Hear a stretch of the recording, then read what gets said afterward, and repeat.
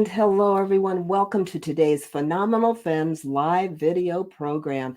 Whether you're watching this live or via the recording, I like to have these sessions about once a month so that we can encourage and inform each other. And I like the video because then you get to actually see and hear people and find out what they're about and learn that way. It's just more fun, and I think it's more intimate. And of course, it's not always on the same date, not like our Thursday uh, audio program, because these powerhouse guest speakers have their schedules, and they have to schedule when they're available. So we're fortunate today.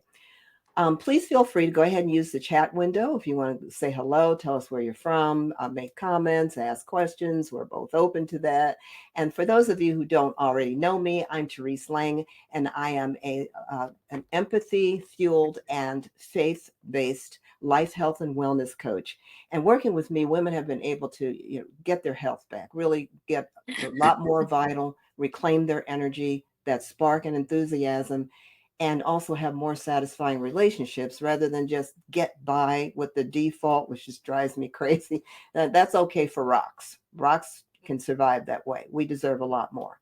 And if you message me on LinkedIn or you use that little QR code at the top left of your screen, you can go ahead and set up a complimentary wellness chat with me, and we'll have a talk about what your goals are, what you want to focus on. We'll set up a structured plan with ongoing encouragement. Why? Because everybody needs a cheerleader. Everyone needs to know someone is in their corner, and it's a safe space to be.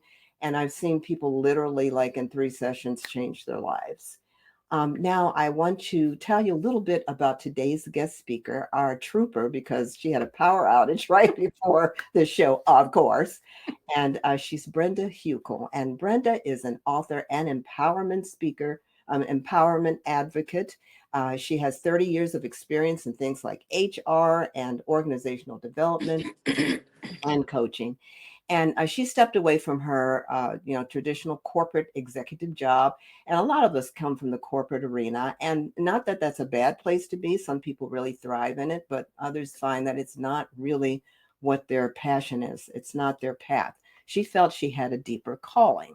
So what she did was write an amazing book called Courageously Authentic, A Woman's Guide to Transform Pain into Power, Fear into Courage, and Dreams into Reality.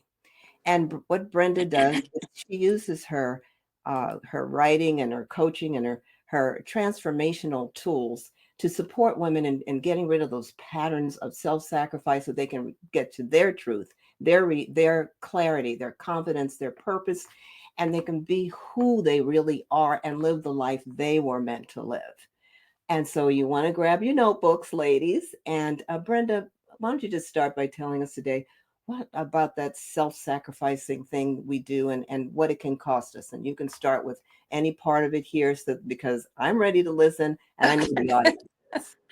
Yeah, I get this question a lot. And when people ask me why so many women feel so guilty about treating themselves, putting their self care first, and why they feel that they have to self sacrifice, what we need to start with is we have to look at what is, where is, what is causing the guilt and where did it originate? And the reason why this is important is because we have to look at what generational conditioning or beliefs are we following, are we operating by that define what a good mother is. And I right. love that. I love that. I also want to say a very quick hello to Dr. Judy Wright, who was just like amazing for she's not only an MD and she's got like an alphabet on after her name. She really cares about the community. She goes out to the community and talks to women, and she's awesome if you want to think about connecting with her, Brenda.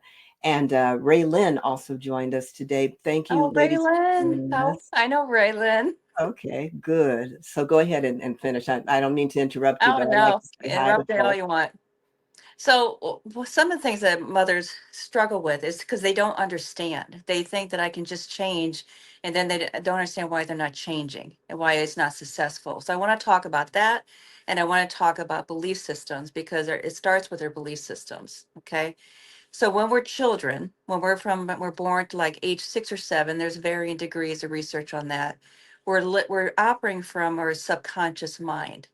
So we're operating from our emotions because we don't have the ability to discern if someone says something to us, whether it's factual or if it's opinion. So what we do is we're observing and we're absorbing our parents' beliefs, judgments, biases, likes, dislikes. And this is, I want to go on the record, it's not about blame, it's about awareness. Because our parents are just repeating what they did, how they were raised. So as children, because we pine for their attention, we pine for their love, Yeah. we're going to adopt and adjust everything they think. So we're going to do what they want. So by age 7, our conscious mind starts to develop, and but then we're already molded. So if a child grows up in a dysfunctional family, if they grow up in a family where love is conditional, then as an adult, they're going to take that into their adulthood because they have no awareness that they're operating from their parents' belief system, and they're going to look for validation and love externally. they're This, going they're they're this is, conditioned to believe that the only way someone can love me is if I do everything for them. and boy, I wish you could get on a megaphone and like shout that to the town, because I have found that through my life, that what you just said, that is just so key. I mean, that really is, everything you said about the dysfunctional family, about the basically, winning people's love. It's not something you have to win, earn. It's And we get a lot of people still trying to get that approval in very unhealthy ways. Hmm. You know, Well, they harm themselves, they harm themselves. falling over themselves trying to get that validation. So go ahead. So let's say a child grows up in an environment where their parents have very high expectations. I see this a lot too. So as an adult, that person is going to struggle with imposter syndrome because they're striving for perfection. They're striving to make sure that everything is perfect because they have to meet that expectation. They don't want to disappoint their parents or whomever. And to live with the imposter syndrome is very, very stressful. It's a fear of being found out. And in my book, I cite Dr. Valerie Young's work. And what she talks about is there's different, like 5 different competence that she ties to imposter syndrome. And one of them, and this is what a lot of mothers struggle with, is superwoman. So when women were stay-at-home moms and they returned to the workforce, there is this cultural construct that says to have it all, you've got to do it all masterfully. So now these mothers think they have to be perfect. So they have to do everything, be perfect as a mother, be perfect as a wife, a caregiver, daughter, whatever, at work. And then what they do is they drive themselves to exhaustion. The stress is it literally that can kill you. I wanted to say hello to Laura Dunning for joining us today. That's my cousin. Oh, well, She's a hi, beautiful cousin soul. Laura. Thank you Yeah, for. that's my cousin. Oh, thank So you. um, there's these illusions that I want to talk about. In the workforce, it's the illusion that women, if they drive themselves to exhaustion, that's productivity, right? If they self sacrifice, that shows how much they love their family. If they have chronic exhaustion, it shows that I'm resilient, I'm strong, Committed. Don't forget the word committed. committed, and committed. Exactly. So these, and then there's this illusion that mothers feel like they have to be perfect moms, but children don't need perfect moms, they need whole moms, right? So just think about the impact of what we're teaching our children when mom is self-sacrificing, when she's so exhausted and she's dealing with chronic, just anger and exhaustion and fatigue, and she can't even spell her name at night. And what about the possibility of developing resentment? Well, yeah. So what happens is because we're everything to everyone, what we don't realize is that we're depleting ourselves. And when we deplete ourselves, what lies under the depletion is we're actually in a state of grief because we're not living the life that we really want. Well, what sits under grief is anger, and we don't even have that awareness. Mm. So that anger is like feeling invisible in your own life because you're so depleted and you're just Mm. operating. You're not even sure who you are beyond your role as a mother. This is why so many mothers suffer or really struggle when they have the empty nest. But the more it's called emotional erosion, where you're consistently on override, and your override it's just having the needs, you're disconnected with yourself until the day comes you look in the mirror and you're like, I don't even know recognize the person staring back at me.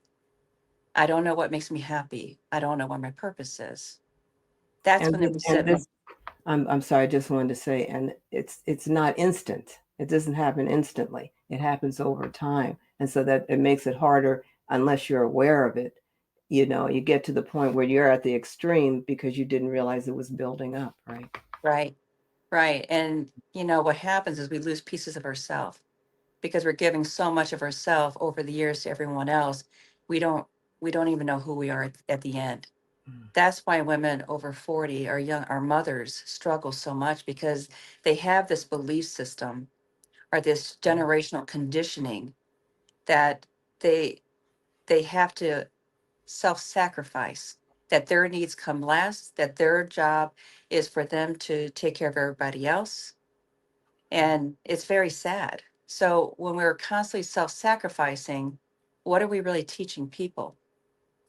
We're teaching people how to treat us and what's possible for them. And I really want our listeners to hear that because without having the awareness and why we struggle with changing, it's first the belief system, and then a lot of people don't understand why change is so hard. And the reason it's hard because when we're younger, we're looking for adventure. When we're older, we're looking for safety. So when we're out of alignment with our true self, with our authentic self, we're living in a space where we're consumed with negativity and and I don't know how to say, it's like we're in a state of resistance and fear, right? Mm. So when we're faced with a change, that change actually triggers an emotional trigger. That emotional trigger then brings up this experience or a trauma that's not healed. And that emotional trigger that always says justifies why the change isn't warranted. That's why some people, like athletes, are so successful and other people do the same thing they're not. Mhm. Okay. And that's our ego. So, ladies, when this happens, our ego comes front and center and says, I don't want you to change because the ego keeps you in the past or the future. The past is our identity. The past is our trauma, our story. The Mm. future is filled with disappointments, frustrations, because we're always hoping for before we can find happiness. By the way, you're getting all kinds of kudos and yes and 100% But, and right on. So they're right, getting it. And Christina Snow had a question. How do we mitigate that buildup, when it's building up to this? is when someone asks you to do something, ask yourself, am I doing this out of love or am I doing it because I feel guilty? That's the first thing. And if you're doing it because you feel guilty, then give yourself permission to pull back, to say no. And it's okay to say no. We're taught that we're not allowed to say no. Can you still hear me? We just had Yes, a big thunderburst. Okay. yes. We're taught that we're not allowed to say no. We're not allowed to give ourselves permission. And when you step into your power and you realign with your authentic self, everything shifts, everything changes. So when you're faced with a change, to her point is how do we mitigate this? Your ego is going to come front and center because the ego wants to control you. He doesn't want it, it doesn't want you to change. That's when you know when you're out of alignment with your true self because you're living in a state of fear and resistance. I'm fearful that if I make this change, I'll lose friends or family. I resist because I'm not worthy. I don't feel worthy to put my needs first. Right. Man. And so when you start to make that shift, you start changing because when you're in line with your true self, you're in line with Christ consciousness. When you're out of alignment, you're aligned with your ego, not your heart. That's a huge shift. So that's would be my answer for that. Give yourself permission. First, give yourself permission to really explore whose belief system are you operating from. And this is why I give a free chapter of who owns your belief system. It's just a chapter on my book. It's on my website. I give it away for free because that's where it starts. And then when you start feeling that resistance to change, then you have to just step back, put your ego in timeout, and know that whatever is that fear is coming up, just love it. Just embrace it. Just say, thank you for bringing this to my awareness, but I'm ready to change because I am worthy. I am deserving. And when you start making those changes, people are going to be taken out of your life, and that's okay. I was going to say that it's so important to have people who support you Hmm. in this growth a path that you're on, and you know, giving yourself permission. And if they don't support you in that, then they're not your friends, Right, right? right. The ones that are going to get the most, you get the angriest, are the ones that are depleting your energy because they're just going to take and take and take until you finally set those boundaries, and they're healthy boundaries. And it starts with saying no. So just think about, what are we teaching our children? I'd like to ask the audience this. When moms are so exhausted and extended to they extend themselves so much that they're at home, there's anxiety, there's frustration, there's, they can't take on another thing. What are we teaching our children? I'd like to hear from the audience, see what they think. Let me see. Well, no one's answering right now, but they maybe they think it's rhetorical, kind of. Where Well, what you know, when you think about it, what are you teaching your your children? so when mom is so tired and frustrated, she's created an environment that the children, on some level, is going to take internalize that because they don't have the discernment. They're going to internalize it that they're the reason why mom's unhappy or stressed because she has to take care of me. So what we're modeling is self-sacrifice over self-worth. So, Mm. and the child's going to grow up thinking that I can't say no. I have to be everything to everyone. My, Dr. Wright says this was one thing that made her change. yeah, it made me change too. Because it's it's the children, they don't understand. They're going to model whatever mom does because they admire their parents, regardless how dysfunctional the family is. They always want validation. That's right. So the child will grow up without having the healthy boundaries, without realizing, it's okay to take care of myself, that my health, my happiness, my worth is important. So they're going to create codependent relationships. They and will and overextend possibly us. and possibly be in some abusive relationships. Right. That Because opens they, that up. they don't feel worthy. So these are just really, it's important. And I'm not saying for children not to teach them responsibility. I think every child needs to be taught responsibility, accountability, and respect. That is the cornerstone for any well rounded person.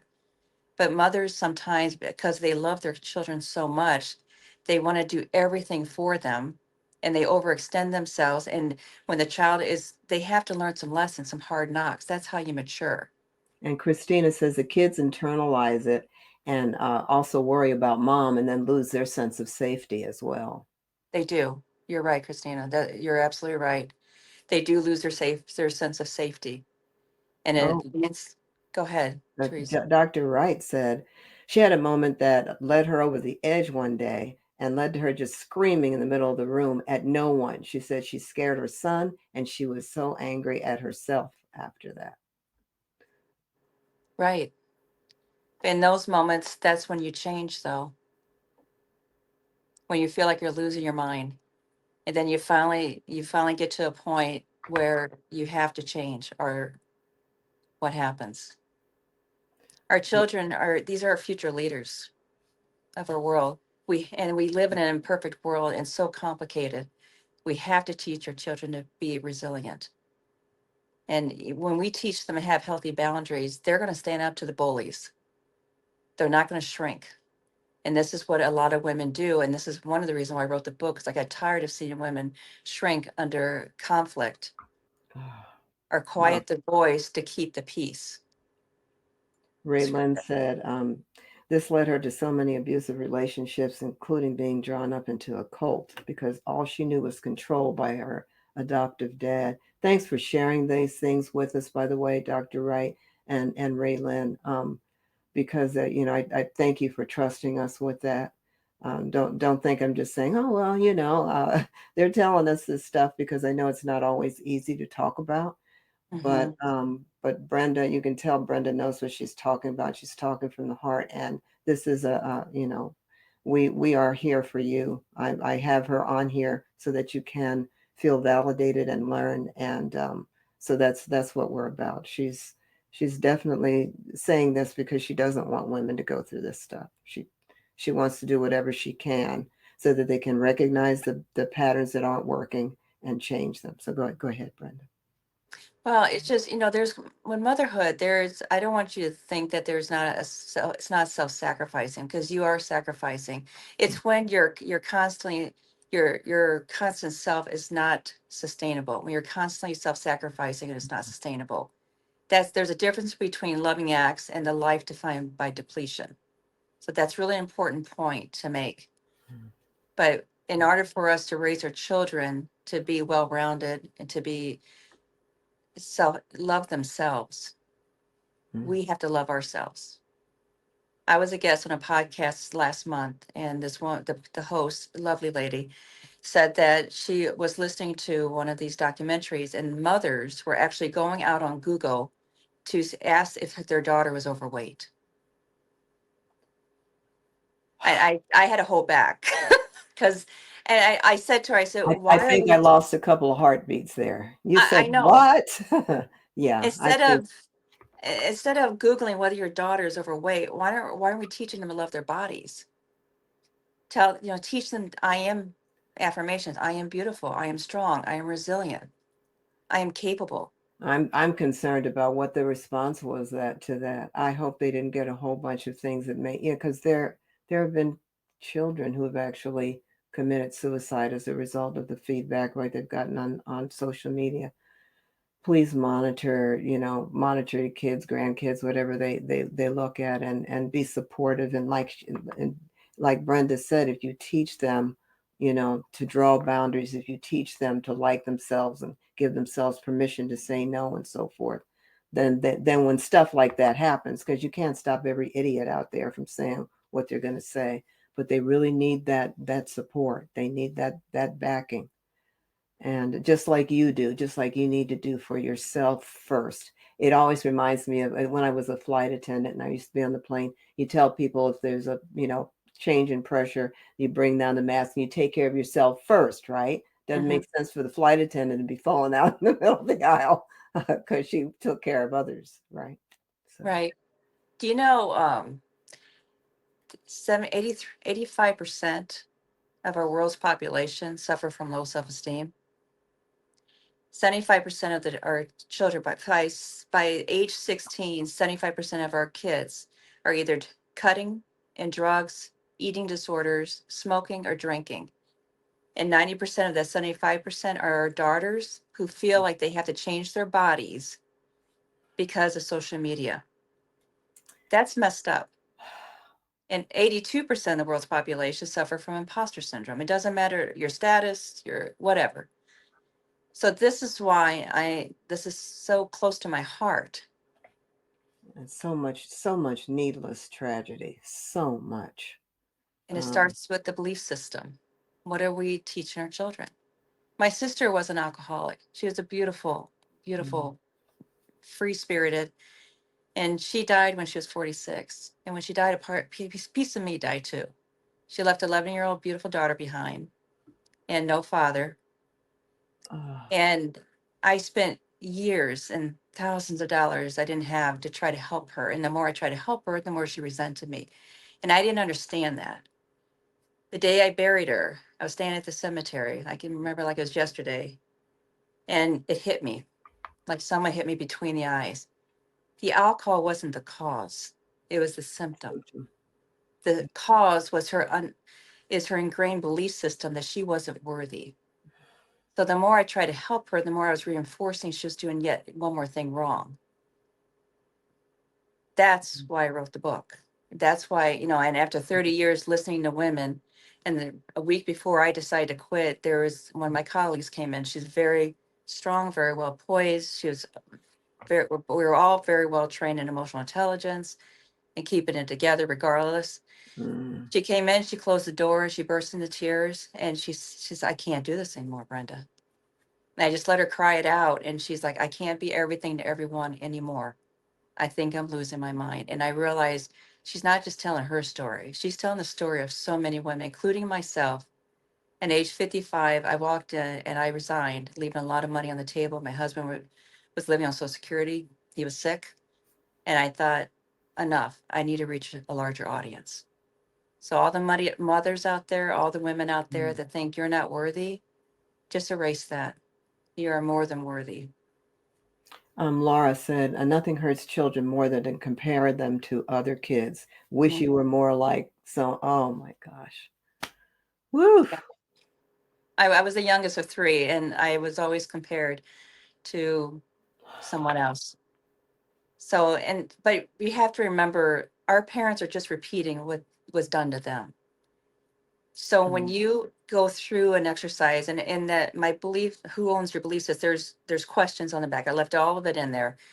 Download that chapter. Really give yourself permission to go deep on that. And then when you realize where those beliefs came from and where they originated from, ask yourself, are they my beliefs? Or they're not? You have the choice to rewrite your story. You're the author of your story. There was one transformational leader I trained with who said to ask yourself, who is your model? Who is your model? Who are you modeling yourself after? Because then it keeps you from being who you are. You know what I mean? You're modeling yourself after someone who maybe isn't you, and you can't be happy being that person. It looks like we just lost Brenda. Sorry, Stay I'm for on a my second. phone. So I That's just got a okay. call. Are you there, I'm happy to see you back because like I said, I knew there was a storm. But Therese? yes, can you hear me? Can you hear me now? Let's see. Looks like Brenda's trying to get back on the sound. Or well, I tell you what. Until she does get back in, I wanted to acknowledge Laura, Raylyn, and Dr. Wright for the very insightful and thoughtful comments that you've put, that you've trusted Brenda with. And Brenda, can you hear me? Yeah, we did have a storm system issue. So, but still, we have. I think you've heard a lot of Brenda's wisdom. If she's not able to come back yet, I do want to show you, and I'm hoping that this will work right. If you want to visit Brenda's website, find out more about her book, there's the QR code. And I did have an experience when I used the QR code. It said something about, oh, something suspicious. It's not. Sometimes we have some of our McAfee or whatever our privacy or security software is, and sometimes it'll be an overdrive.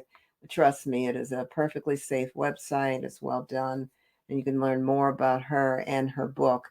I'm still trying to see whether she is able to call and come back in. If not, you can certainly visit Brenda on the website, and I'm still going to give her a minute or two. Let me see. Oh, Ray Lynn said, even cut short, it was worth gold. And you know what? It really has been worth gold. I'm still going to see if perhaps Brenda can sign back in. Like I said, before we had some, oh, looks like she's trying to get back in. And let me see if I can get her in here. And yay. Okay, can you hear me, Brenda? I can hear you. Sorry, we're having really Okay. bad weather here. Yeah, Apologize. I'm glad that you are back. I'm glad you're. What I did do though was show them the QR code to visit your website, and it's on the screen. Dr. Judy said she's got to jump and she's real busy, but she said great show. Thank you. Yeah, I highly regard her, and when she says it's something really valuable, it's really valuable, and it is very insightful, very intelligent observations of how these dynamics work. Hmm. They can work for us or against us, right? The awareness allows it to work for us. But if we stay, if we don't take the time to look at things, then we'll end up sobbing and feeling terrible about ourselves. And I hate that. I can't tell you. Um, Without that strong core, I would not be here. Now, we wouldn't be here, right? And also the quality of life. I'm a quality of life person, and when I hear people talking about not giving themselves permission, not being able to say no, not being able to draw boundaries, I'm just thinking, okay, all the mental health, the physical health, all of that gets compromised. So did you have more to say though now that you're back, Brenda? What I would say to the women is to be courageously authentic and standing firm for who you are, regardless of what the world wants you to do. And that's really important because we feel like we have to do everything and we can't say no, just like what you were talking about. But it will catch up with you and you'll lose yourself so much that you'll suffer from anxiety, you'll suffer from insomnia, you'll have anger, exhaustion, and emotionally, you'll go to the doctor. The doctors won't be able to find anything wrong with you.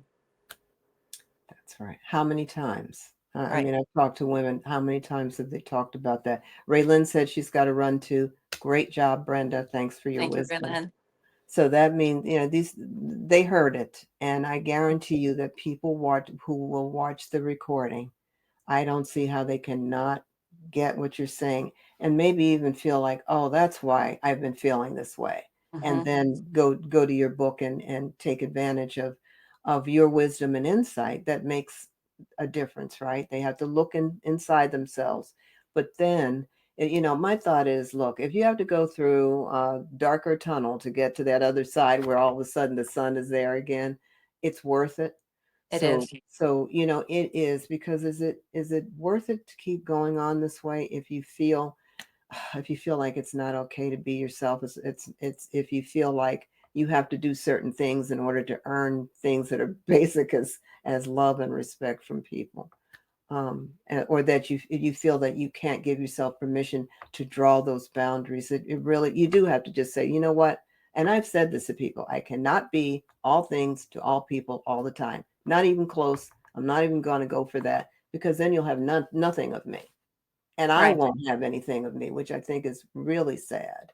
When you don't eat, I mean, some people just, let's face it, you can choose to be selfish once in a while, maybe not be in a great mood, but when you honestly don't know your own value and that you are worthy, Hmm. and of a lot of respect, to tell you the truth, I have this all about working mothers. I always did, um, because I don't know how you do it.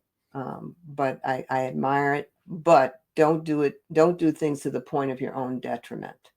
When you draw those boundaries, then you won't do that, and then your kids will learn from you. It's okay to say no when it's really important, and still you'll still be okay and loved.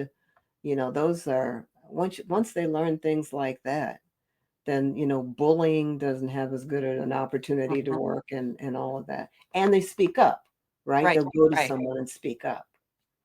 Right. And did you have anything else to say, The Brenda? only Or other am I thing I would yapping? say, choose authenticity over perfection.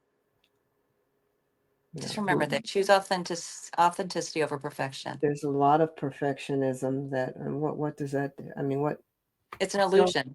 We're not perfect. yeah, by definition, and that's really what makes us human. And I think it's awesome, that we're not perfect. So we get, with the imperfections sometimes too come marvelous outcomes. If you look at science and math and stuff, Mhm. things that happen accidentally that saved millions of lives. I mean, so So it's okay to be authentic. And not only that, but then when you are who you really are, I mean, that's the gift, right? God put all these people on the planet for a reason, and we get to see what those reasons are when they're really being who they are. I mean, Right. Well, there are so 8 billion people in the world, right? And there's only one of you. So only one. God doesn't Right. make a mistake. So you're here for a purpose. And your story may be that little seed of hope that somebody else needs to hear to keep going. So you be you. Don't worry about the rest. I love it. You be you. Please remember all this. Remember what Brenda said. Please go to her website. As you can see, she is authentic. All right, she's demonstrating herself, what she's talking about, and she is who she is, and she's living her best life. I mean, sure, power outages is still going to happen sometimes, right?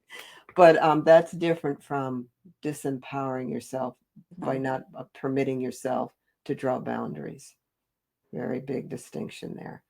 So let's see. I don't think I have any more questions, but so Brenda, is it a book and a workbook, or is it just a Oh, workbook? Or what? no, it's what I did is because I wanted in my book I have exercises, meditations. Every chapter has something, right? Hmm. Hmm. So what I did was I created a bundle which has customized songs that actually go with the theme of the chapter. They're beautiful songs.